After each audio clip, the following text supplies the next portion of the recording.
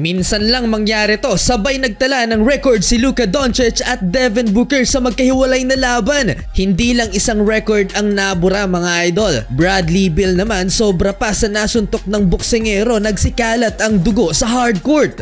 Phoenix Suns versus Indiana Pacers. Gustong burahin ni Devin Booker ang 70-point game ni Joel Embiid at sa first quarter mga idol binuhat lang naman ni Booker ang Phoenix Suns with 29 big points and 10 out of 14 shooting.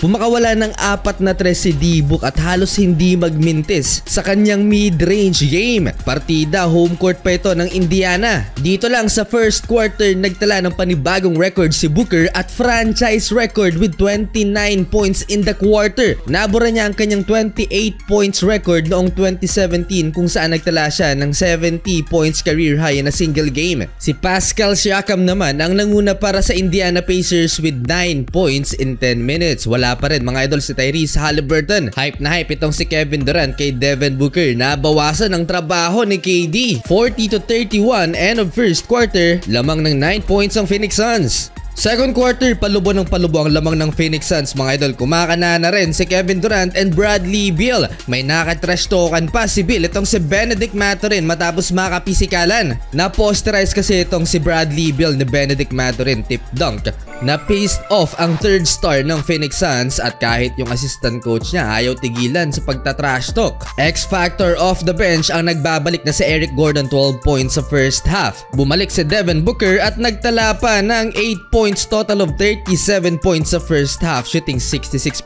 from the field. 80-70 high scoring ball game halftime. Kasabay ng laban ng Suns at Pacers, may bakbakan din sa pagitan ni Luka at Trae Young. And guess what? Dinaig pa ni Luka Doncic ang naitalang 37 points sa first half ni Devin Booker. 41 points lang naman for Luka at panibagong franchise record for most points in the first half ng Dallas Mavericks. Ayaw din magpadig nitong tatay sa anak mga idol. Mabalik sa laban ng Phoenix Suns, Devin Booker hindi pa rin tumitigil sa pag-takeover, napaka-aggressive. Naidikit naman ng Indiana Pacers ang laban at naibaba sa single digit ang lamang ng Phoenix Suns. Under 9 minutes, galit na galit si Coach Rick Carlisle dahil iba ang natamaan ni Devin Booker sa fadeaway jumper na to. Namilipit sa sakit si Aaron Naismith, pero mas malala ang sinapit ni Bradley Beal, parang nasuntok sobra pa ng boksingero mga idol matapos masiko ni Miles Turner. Nagkalat yung dugo sa hardcourt, bumalik ng locker room, hawak-hawak ang kanyang ilong na tinamaan mga idol. Sobrang lala na to.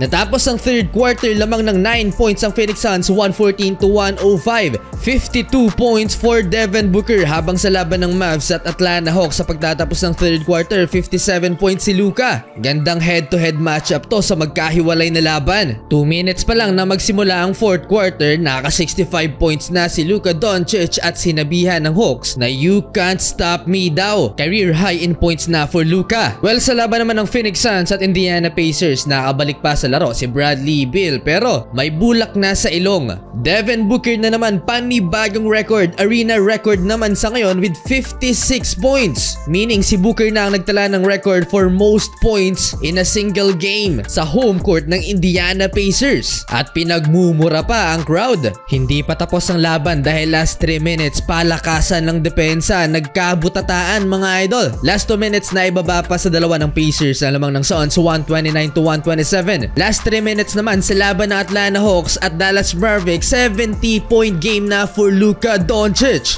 Devin Booker sa kabila for 62 points pero naitabla ng Indiana Pacers sa 131 ang laban sa last 1 minute. Last 3 seconds, Obi Toppin for the lead, 133-131. Huli na upset ng Indiana ang Phoenix Suns, nagmintis si Devin Booker, 62 points for D-Book. Habang ang Dallas Mavericks at Atlanta Hawks take over si Luka Doncic and won 73 points mga idol. Hindi na safe ang 81 points ni Kobe. Death anniversary pa naman din ni Mamba. Nakaligtas mga idol ang Dallas Mavericks sa late game scare ng Atlanta Hawks. Panalo mga idol sa end game ang Dallas Mavericks sa 73 points, 10 rebounds and 7 assists ni Luka Doncic.